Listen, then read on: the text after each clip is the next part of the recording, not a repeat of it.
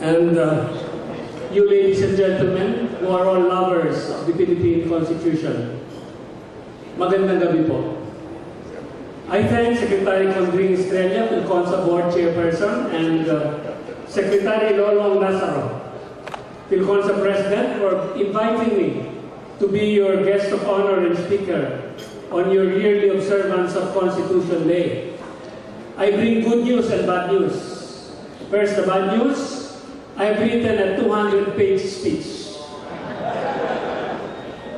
The good news is I will read only 199 of them. I am greatly privileged because I know the PHILCONSA is very selective in its choice of guest speakers, opting only for those who, in its opinion, are worthy of its avowed goal to make, and I quote your credo, freedom and justice prevail in our country forever. May I also congratulate all the PHILCONSA governors, officers, regular members, and new members who were just inducted. May they constantly and perseveringly uphold your association's noble goals and traditions enshrined by these several distinguished past presidents who are now in the great beyond. Among them are President Sergio Osmeña, Senators Felisberto Serrano, Oscar Ledesma, Lorenzo Sumulo, and Arturo Tolentino, as well as Supreme Court Justices Felix Angelo Bautista, Josema Paredes, and Roberto Regala. Incidentally, I brought our computer team from the Supreme Court, so you will know that we also know avant-garde computer work. Ladies and gentlemen, on December 21st, 2005, as the clock struck 2:56 p.m., I took my oath as the 21st Chief Justice of the Philippines, the first to do so during the 21st century. That 3 for 21, by the way, is not original. I got that from the column of Bel Cunana, those in the audience. Bel, will you please stand up? She has left. She doesn't want to hear me. Repeat her 3 for 21.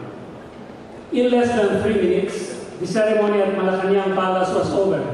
I got it took longer to induct the officers, governors, and members of PHILCONSA. But my sacred journey to spearhead the judiciary and to preserve the rule of law has just begun. To be sure, ladies and gentlemen, the Chief Justice has a dual role. First, he is the primus inter pares, the first among equals in the highest court of our country. And second, he is the leader of the entire judiciary of about 2,000 justices and judges, plus about 26,000 employees nationwide. It is my purpose tonight to discuss how these two roles uphold the PHILCONSA creed, and I quote, to preserve and defend the Constitution, unquote. As primus inter pares, the Chief Justice presides over all the embanked sessions of the Supreme Court. He is thus able to control the flow of the proceedings. He shapes the court's agenda, opens the discussions of the cases, and summarizes the arguments. Nonetheless, like his 14 other colleagues, he has only one vote.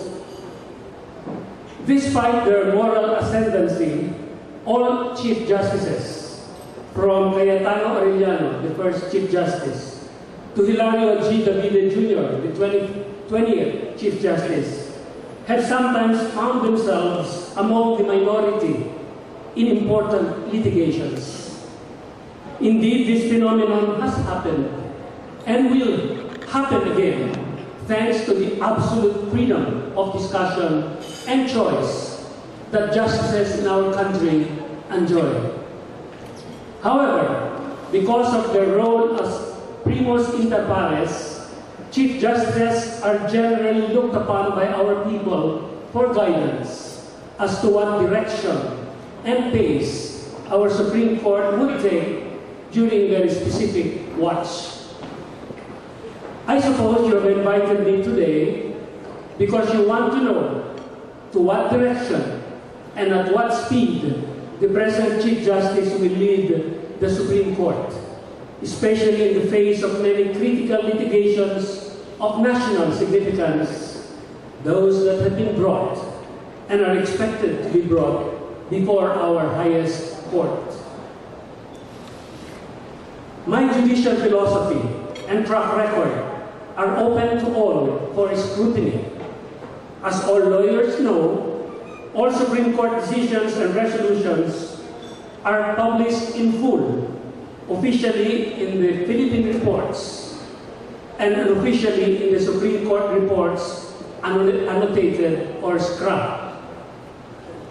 On November 19, 2004, the Supreme Court launched its fully searchable electronic library, or what we call the e-library, the first of its kind in our region of the world, from which all decisions of the High Court, from its founding in 1901 up to the present, can be researched and downloaded. Furthermore, I have written 10 books, one for every year of my tenure incumbency in the Supreme Court.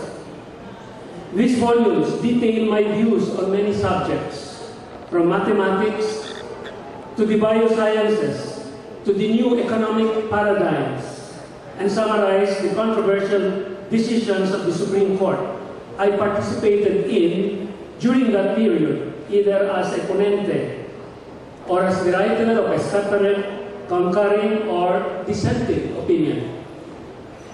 To synthesize all these available sources, I will now be even more transparent and summarize my judicial philosophy in one sentence.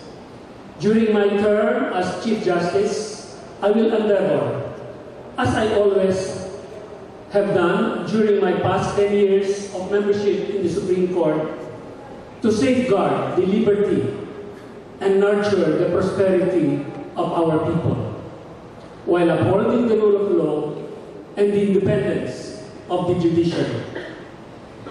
Because of lack of time, I cannot exhaustively explain these twin beacons of liberty and prosperity.